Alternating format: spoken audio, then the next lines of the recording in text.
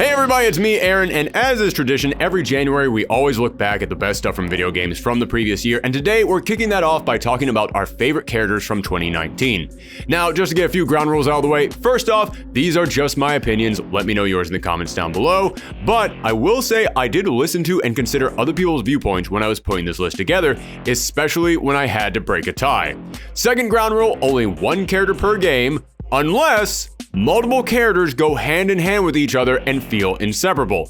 And lastly, I'm judging several factors when picking these characters, including the impact that they made on the video game community outside of the game itself.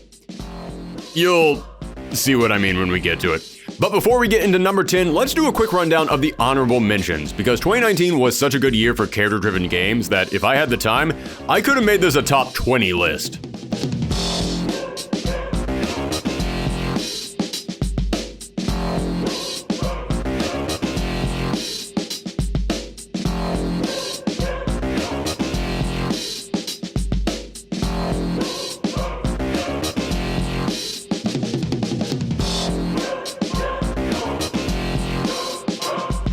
At number 10, MILO and LOLA from AFTERPARTY.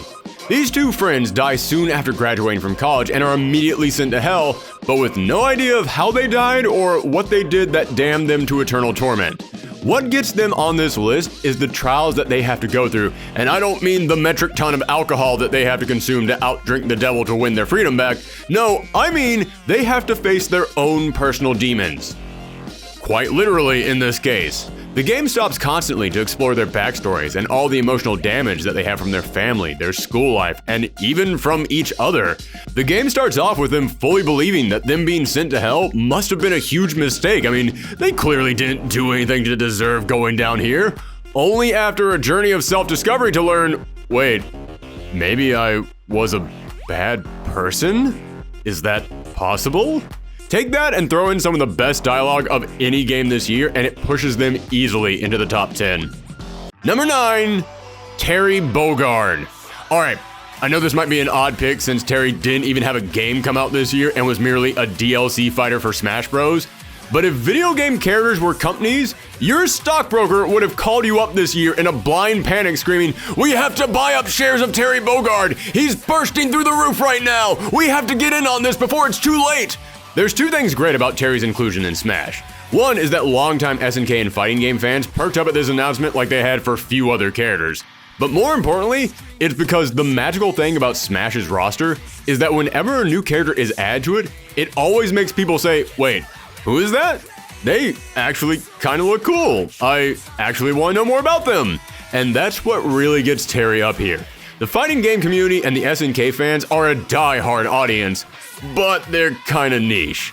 But when that reveal trailer came up, with one of the most loving tributes to SNK's legacy that anyone could ever have produced, then Sakurai did his longest direct yet, where he just geeked out hard for Terry Bogard for over half an hour straight, and the cherry on top, the memes and fan art started to flood the internet. Seriously, Smash Bros always has some of the best memes and fan art, but Terry just exploded. Between all of that, it got people hyped for Terry in a way almost no one had been since the golden age of arcade fighters almost 30 years ago.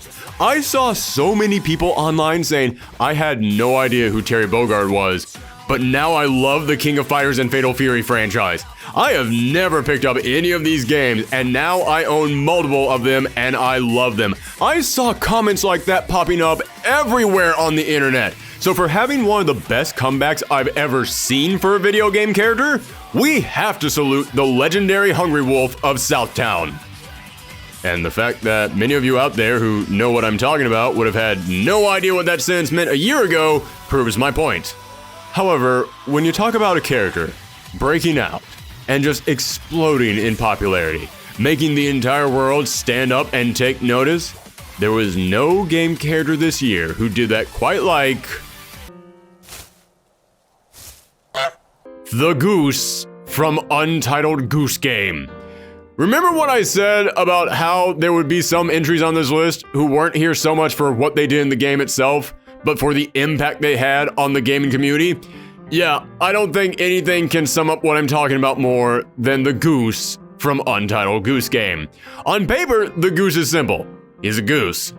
He waddles around, steals your food, and is just a general asshole. But this simple little waterfowl exploded in popularity this year. Everyone was talking about this goose. People were doubling over in laughter at what they could do as the goose, and everyone wanted more of it. The Untitled Goose was such a big deal, even the Muppets got in on it. Out of all the characters in video games this year to just explode in popularity despite not actually doing all that much in the game, I think the Untitled Goose and Mr. X from Resident Evil 2 were our two biggest winners. And in Resident Evil 2 on the PC, someone actually made a mod to turn Mr. X into the Untitled Goose. So, yeah, rock, meat, paper, that's a pretty clear sign of which one wins in the end. Now, our contestant for number 7 comes from the Outer Worlds, because that game is loaded with amazing characters. In many ways, they're kind of the driving force of that game. So it was hard picking just one from there. In fact, if I'm being totally honest, my personal favorites were Vicar Max, the ex-con holy man with anger issues, and Felix, the rebel whose stupidity is actually kind of charming at times. But to decide who got to be the representative of this game, I turned to the internet, where I saw the clear winner was Parvati. And honestly, I can understand, because few characters this year felt as genuine and relatable as her. Vigor Max had to go on a quest to find the truth or suffer a crisis of faith. Nyoka wants to hunt down the possessions of her fallen comrades to bury them. All good stuff with a lot of personality. But Parvati's quest? Is she just wants to ask someone out on a date, but she doesn't know how to do it and worries she might not be good enough. That is just too darn delightful and makes her feel so much more down to earth, because everyone can relate to that at some point in their life.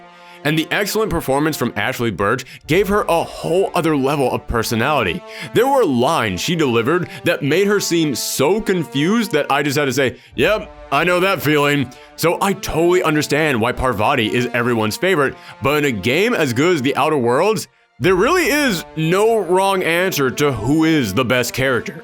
At number 6, this is another duo, KYOKO and MISAKO from River City Girls. Okay, I want to remind everyone right now, this is all just my opinions, because I know people are going to be disputing this one, but I can't help it. Few characters this year left an impact on me like MISAKO and KYOKO from River City Girls, and part of that is because there are two of them. But I don't mean they have double star power here. No, I mean seeing these two bounce and play off of each other is what made them so special. I love MISAKO's hard as nails, take no crap, I will beat up everyone in my way first and ask questions never attitude, constantly clashing with KYOKO's bubbly cartoon puppy dog level of innocence. Both of them are the exact right level of over the top in completely opposite directions, making them a powerhouse duo. And when you learn their big secret at the end of the game, I thought, oh, well, that is just the perfect final touch.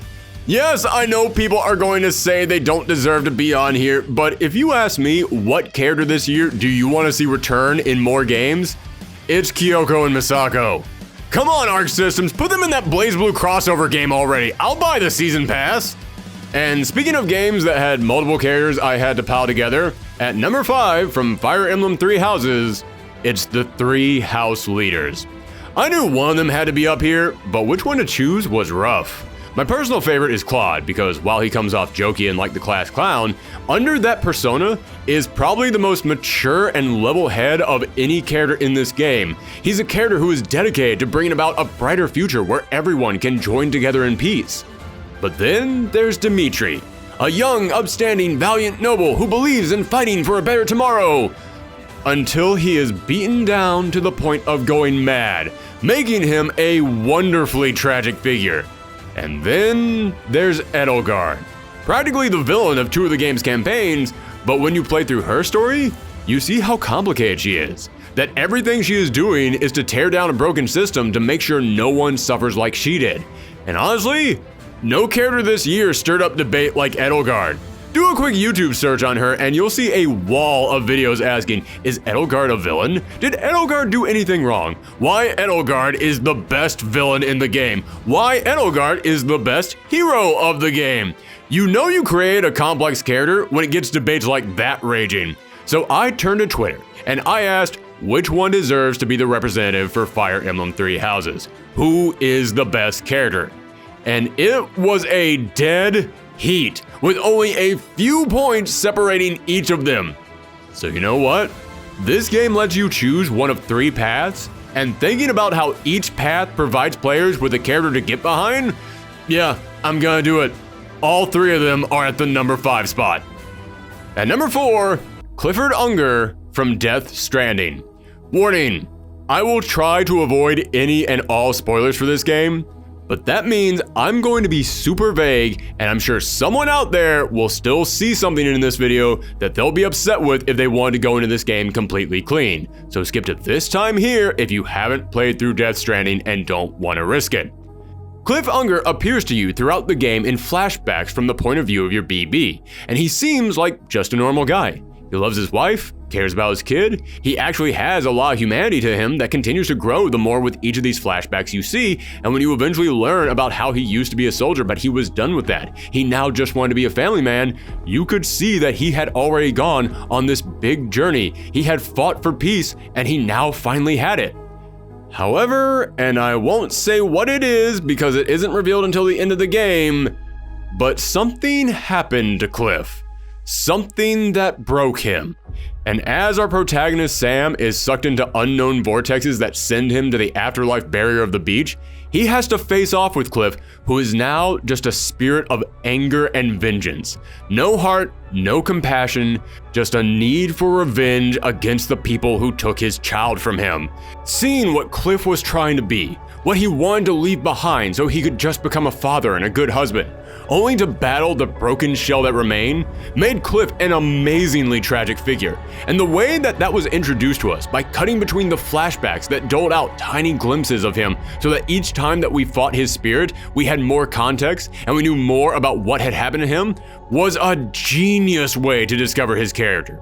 At number 3, CERE JUNDA from Jedi Fallen Order. It was so tough to pick between CERE JUNDA and Cal Kestis, because even though Cal was the protagonist of the game, CERE had a journey that almost mirrored his, as Cal was a Padawan who couldn't save his master during Order 66, and CERE was a Jedi Master who couldn't save their Padawan.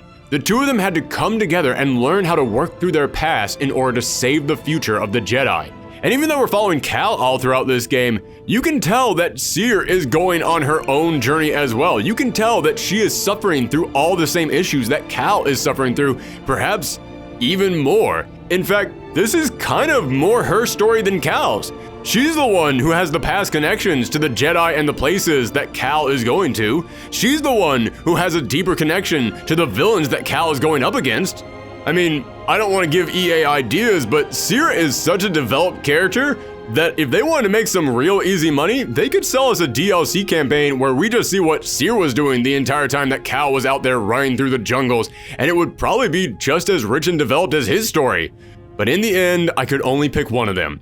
And I went with CERE because I feel like the pain she went through, the internal struggle she was dealing with, what she had to overcome to get back into the fight, it was all just a bit bigger than what Cal was struggling with.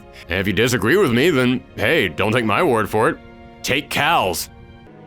I was arrogant, I was foolish. I could never understand what you went through. Even the protagonist of the game admits she's going through bigger stuff than him. I wish I could get deeper with this analysis, but it's impossible to talk about her anymore without going into spoilers. But in a game full of great additions to the Star Wars universe, I think CERE came out the strongest. Number 2, AJNA from Indivisible. I'll start by putting this out there. If this wasn't a list of best characters, but a list of games with best ensemble cast of characters, Indivisible would win hands down. That entire cast of over 20 characters were each unique, brilliantly written, gorgeously designed, and loaded with so much personality that they're each winners in my book.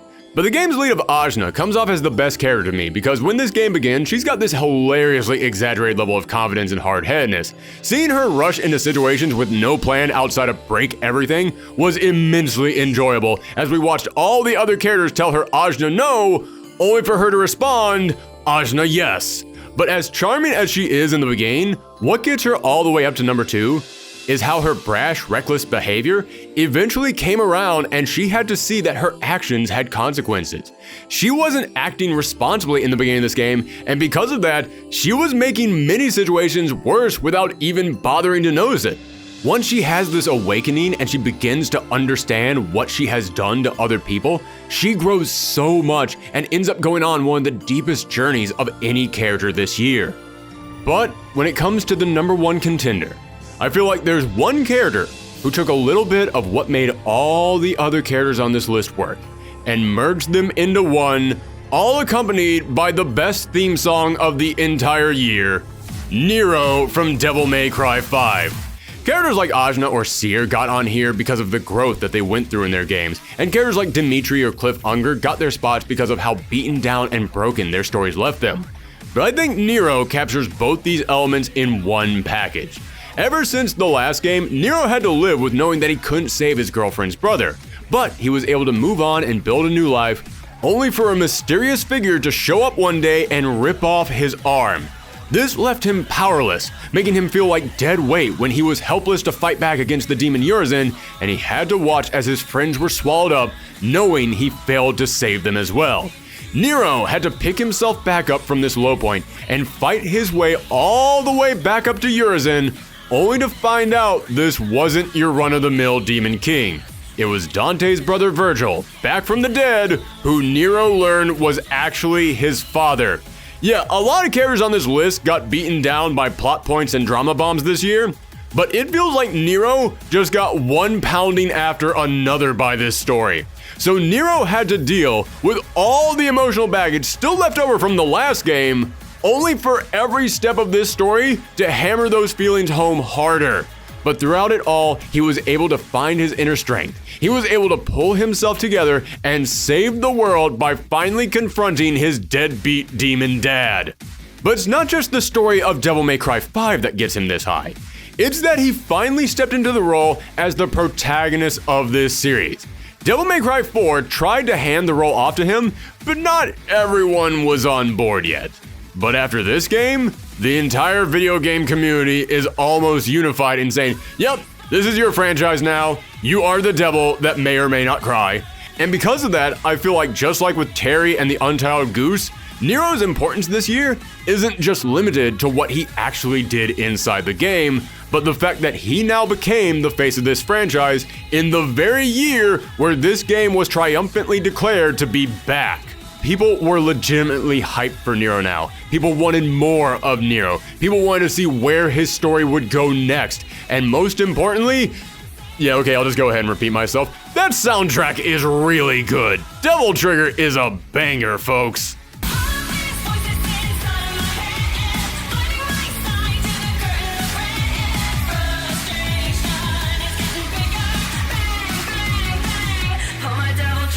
But that's it. Those are our picks for best video game characters of the year. Let us know your picks in the comments down below and come back later for some more countdowns, including our best games of 2019. And make sure you hit that subscribe button and ring that bell so you know when these videos go up, and follow us around the web at Thorgi's Arcade on Twitter and Professor Thorgi on Twitch. Thanks for tuning in, everyone. Come back next time.